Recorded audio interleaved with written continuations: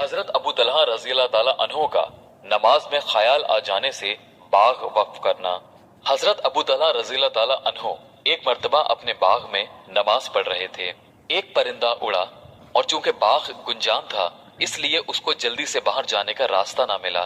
کبھی اس طرف کبھی اس طرف اڑتا رہا اور نکلنے کا راستہ ڈھونڈتا رہا۔ ان کی نگاہ اس پر پڑی اور اس منظر کی وجہ سے ادھر خیال لگ گیا اور نگاہ اس پرندے کے ساتھ پھرتی رہی۔ دفعتاً نماز کا خیال آیا تو سہو ہو گیا کہ کون سی رکعت ہے۔ نہایت قلق ہوا کہ اس باغ کی وجہ سے یہ مصیبت پیش آئی کہ نماز میں بھول ہو گئی۔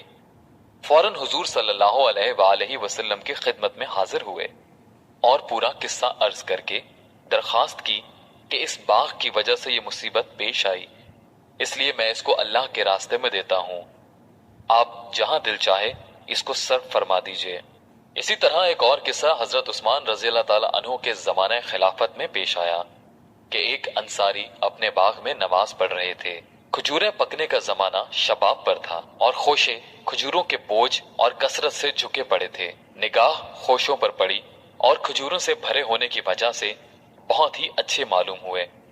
خیال ادھر لگ گیا جس کی وجہ سے یہ بھی یاد نہ رہا کہ کتنی رکعتیں ہوئیں۔ اس کے رنج اور صدمے کا ایسا غلبہ ہوا کہ اس کی وجہ سے یہ ٹھان لی کہ اس باغ ہی کو اب نہیں رکھنا، جس کی وجہ سے یہ مصیبت پیش آئی۔ چنانچہ حضرت عثمان رضی اللہ تعالیٰ عنہ کی خدمت میں حاضر ہوئے اور آ کر عرض کیا کہ یہ اللہ کے راستے میں خرچ کرنا چاہتا ہوں، اس کو جو چاہے کیجیے۔ انہوں نے اس باغ کو 50,000 میں فروخت کر کے اس کی قیمت دینی کاموں میں خرچ فرما دی۔ فائدہ: یہ ایمان کی غیرت ہے کہ نماز جیسی اہم چیز میں خیال آ جانے سے 50,000 درہم کا باغ ایک دم صدقہ کر دیا۔